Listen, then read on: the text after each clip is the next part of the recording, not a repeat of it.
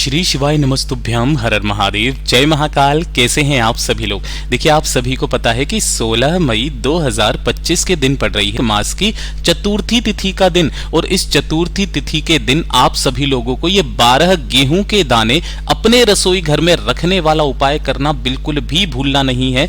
पूज्य गुरु जी की कथा से सुन करके और समझ करके इस अचूक उपाय को बहुत आसान भाषा में आप सभी लोगों को बताऊंगा, परंतु उससे पहले आप सभी से बस एक छोटी सी प्रार्थना करूंगा कि जो लोग पहली बार आए हैं चैनल को सब्सक्राइब जरूर कीजिएगा और वीडियो को लाइक करके देव आदिदेव महादेव का कोई सा भी प्यारा नाम कमेंट बॉक्स में लिखना बिल्कुल मत भूलिएगा।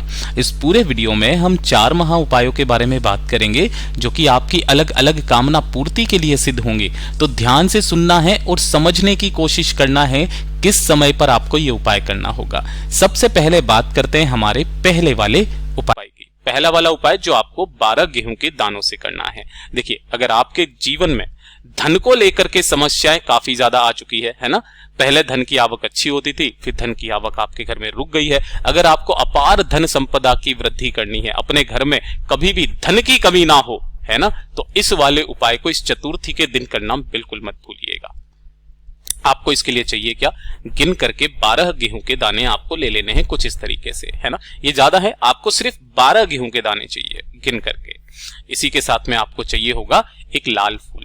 पूज्य गुरुजी ने कहा वैसे तो आप कोई सा भी लाल फूल ले सकते हो, लेकिन अगर आपको इस तरीके से गुड़हल का फूल मिल जाए इस वाले उपाय में, गुड़हल का, है ना, तो इसको प्राथमिकता देनी है। गुड़हल का फूल ले लेना और गिन करके आपको 7 हल्दी की गांठें चाहिए, है ना।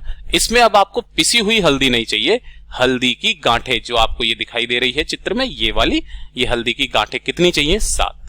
ठीक है। अब इनको लेकर के आपको एक किसी भी कटोरी के अंदर रख लेना है तीनों चीजों को। कौन कौन सी, 12 गेहूं के दाने आपको इसके अंदर रखने हैं, इसके बाद में आपको एक लाल फूल रखना है और 7 हल्दी की गांठें इसी कटोरी के अंदर रख लेना।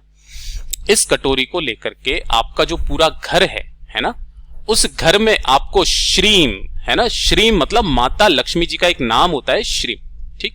इस श्रीम का संबोधन करते हुए पूरे के पूरे घर में घूम जाना है, और घूम जाने के पश्चात आपके घर का जो भी मध्य बिंदु है, जैसे होल वगैरह कहीं पर भी आपका कोई मध्य बिंदु हो ना, उस मध्य बिंदु पर जाकर के, है ना, जहां पर भी हो, एग्जैक्टली मध्य बिंदु हो कोई जरूरी नहीं है, मध्य बिंदु पे जाकर के वहां पर आपको एक लाल कपड़ा बिछा देना है और उस लाल कपड़े के ऊपर इस पोटली, इस कटोरी को आपको रख देना है जिसके अंदर सारी की सारी चीजें आपने ली हुई हैं, ठीक है। उसके बाद आपको 108 चावल के दाने चाहिए, वो भी कैसे, अक्षत पूर्ण होने चाहिए, उल्टे हाथ में इनको रखना, है ना। और श्री शब्द का स्मरण करते हुए जो लाल कपड़े के ऊपर आपने कटोरी रखी थी जिसके अंदर 12 गेहूं के दाने, एक लाल फूल और 7 जो हल्दी की गांठें थी, उसी के अंदर एक एक करके, है ना, जब भी आप एक दाना चावल का इसके अंदर डालोगे, है ना, तो आपको श्री शब्द का स्मरण करना है। फिर दूसरा दाना डालोगे, श्री शब्द का स्मरण करना है। तीसरा दाना डालोगे, श्री शब्द का स्मरण करना है। ऐसे ही आपको 108 चावल के दाने इसी कटोरी के अंदर डाल देने हैं। जब आप इसे डाल दोगे, आपके घर का जो मुख्य दरवाजा है ना, ध्यान रखना, आपके घर का जो मुख्य दरवाजा है, उस मुख्य दरवाजे के बाहर इस कटोरी को आपको रख देना है चतुर्थी तिथि के दिन, है ना।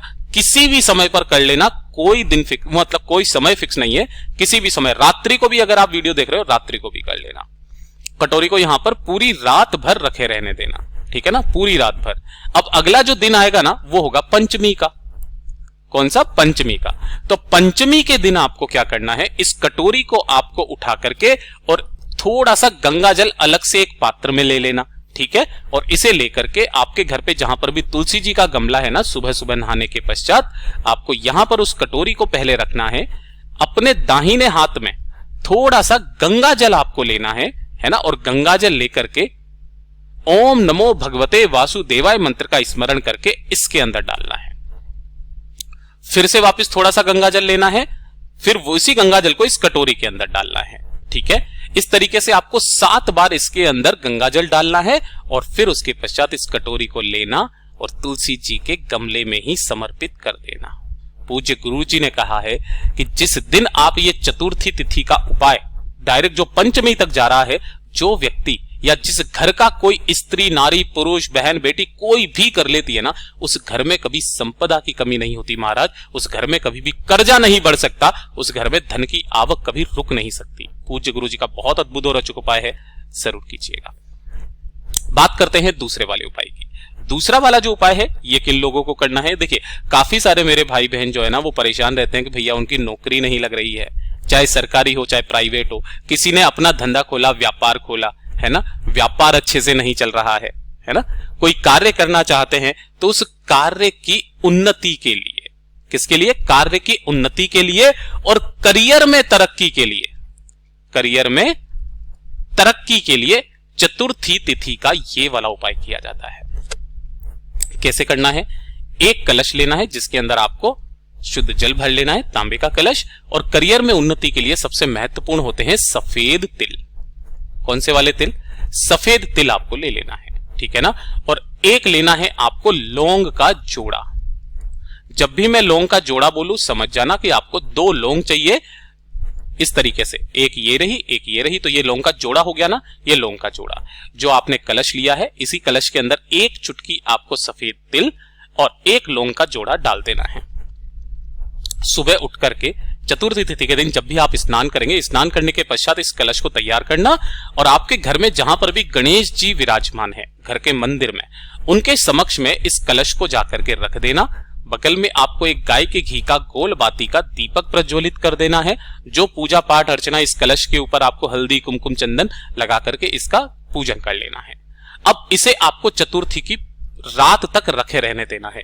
जब चतुर्थी तिथि के दिन रात्रि में चंद्रमा निकल करके आएगा ना, तो जिस व्यक्ति के लिए आप ये उपाय कर रहे हो उसी व्यक्ति को ये उपाय करना है, उस कलश को लेना है और उसी कलश से चंद्र भगवान जी को आपको अर्घ देना है। किनके नाम से देना है? चंद्रमौली महादेव के नाम से। चंद्रमौली महादेव के नाम से उस जल का अर्घ दे देना है। जो जो चतुर्थी पड़े, महीने में 2 चतुर्थी पड़ती है, शुक्ल पक्ष की, कृष्ण पक्ष की, दोनों पर ही आप ये उपाय को कर सकते हो। 3 से 4 चतुर्थी करोगे, ज्यादा से ज्यादा 3 महीना मेरा बाबा कहीं ना कहीं आपकी नौकरी का योग लगा देगा। अगर आपका कोई बिजनेस है, कोई व्यापार है ना, वो धीरे धीरे करके तरक्की की सीढ़ी चढ़ने लगेगा। पूज्य गुरु जी का बहुत अद्भुत और अचूक उपाय है, जरूर कीजिएगा। बात करते हैं तीसरे वाले उपाय की।